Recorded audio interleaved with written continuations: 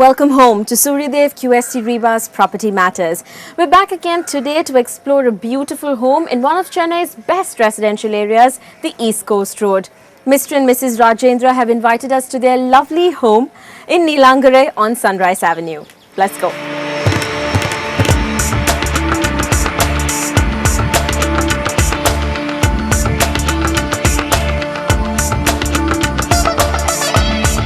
Mr. and Mrs. Rajendra's home is one of the 6 houses at Westside, a neat little enclave tucked away on Sunrise Avenue. This house came into existence by accident. One fine morning at about 6:30 a.m., we came to Nilangare, not actually to Nilangare, but somewhere nearby. Then we happened to see an ad by Mr. Manuel for the sale of the land. We approached him.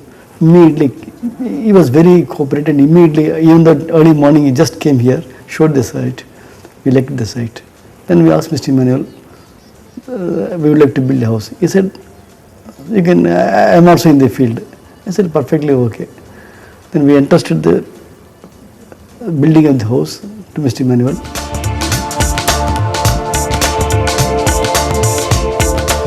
This house of 2,850 square feet sits on 3 grounds of land and is around 8 years old, though the sparkling white exterior and the weedless green garden make it look brand new. There's just one word to describe the garden: tidy. The emerald green lawn dotted with varying shades of green and other colors, thanks to the assortment of plants that the Rajendras have put in, is a delight to look at and is a striking contrast to the stark white walls and the terracotta roof of the house. Other than the lush green garden that greets you right at the entrance, there also is a beautiful long veranda or tinnae. Here, the smooth white pebbles at the edges as well as the sturdy benches are invitingly relaxing.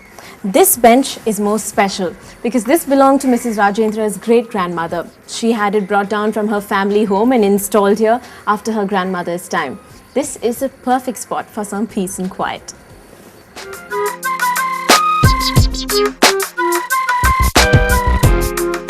One look at the tinnae and the facade of the house and you know that it is a fusion of different elements. The sun glow tiles, which reminds me of a countryside inn, the English columns, the stone benches and the teak wood door with the stained glass are all signs of different architectural styles. When Mr. and Mrs. Rajendra approached me on designing this place, their requirements were quite simple. So I suggested them that with their requirements in mind, I said we will try some fusion of classical and the Indian elements on this building. So we also added some rustic effect on the tiling, on the exterior cladding with Thalavaram stones.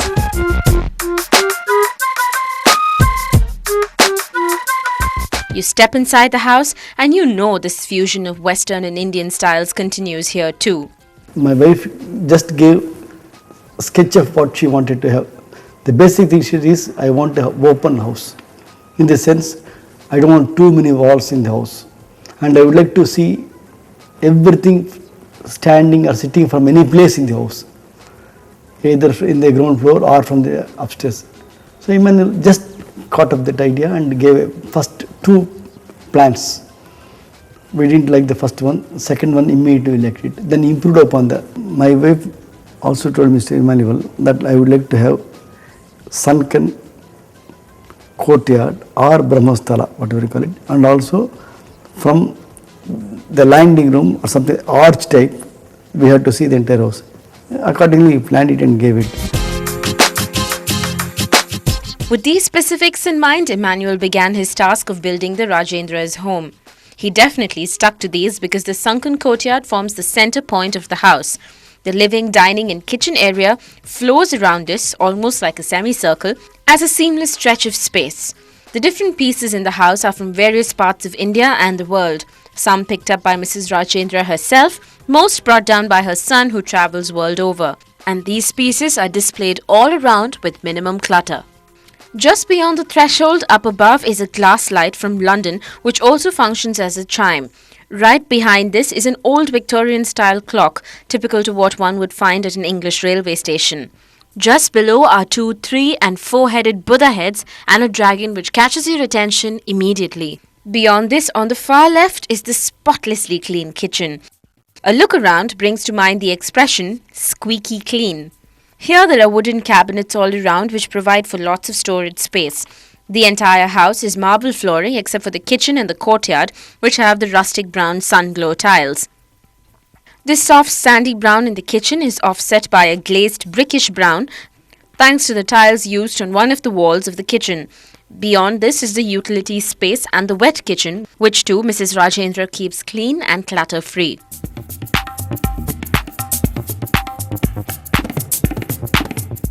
Most of the furniture in the house is from the design store in MRC Nagar and is a fusion of metal and wood. This is the case with the 6-seater dining set. Here, Mrs. Rajendra has other knickknacks like the camel teapot from Dubai, the sea green ceramic fan, and the CD rack which Mrs. Rajendra uses as a shelf. Here, the most prominent piece is the elephant head. This Mrs. Rajendra's son picked up from Kilimanjaro and is carved out of a single piece of wood.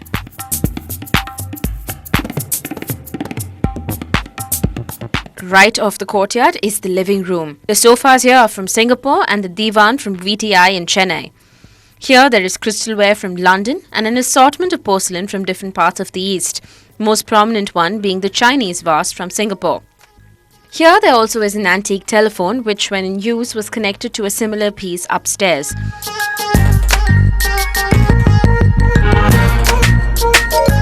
The central courtyard itself brings the Indianness to this home. This space is earthy in terms of the colour scheme as it has terracotta oreilles, potted plants and a lampshade from Bangkok that Mrs. Rajendra uses as an umbrella for her Ganesha statue. All the large windows have blinds made of teakwood strips and ivory white curtains. These are Indian and Victorian all at the same time. The lanterns in the room also add ethnic touches to the whole space. The lights were all picked up by Emmanuel from MS Lights in Chennai.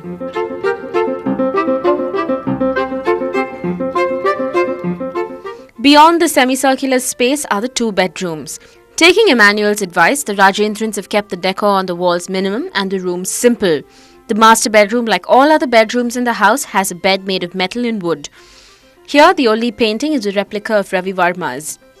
The most prominent piece in this room is the large dressing table with the oval mirror, which Mrs. Rajendra picked up from Naturally Auroville. The guest bedroom is airy and spacious with a high-level bed, a triangular dresser, and the wooden table with the marble top which belonged to Mrs. Rajendra's grandmother and is a family heirloom. We told Mr. Emmanuel this has to be a budget house.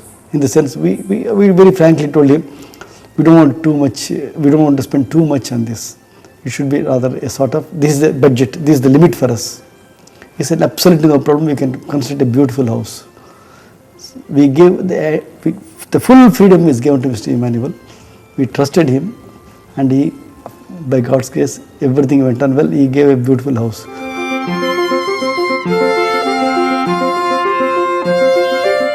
The wooden stairs lead up to the mezzanine floor and to the arch-like landing. Emmanuel got this right too, for from this landing one can see the entire ground floor of the house. The light that comes in through here adds coloured shadows to the space thanks to the stained glass. Stained glass, there are 3 places in this house that we have used stained glass, one on the southern side on the entrance. And this was done by Farhad and Nasreen, an Iranian couple who's on this ECR. They have made and they fused the crushed glass. This is one of the first sites they have done, fusing this crushed glass between 2 glasses on this site here.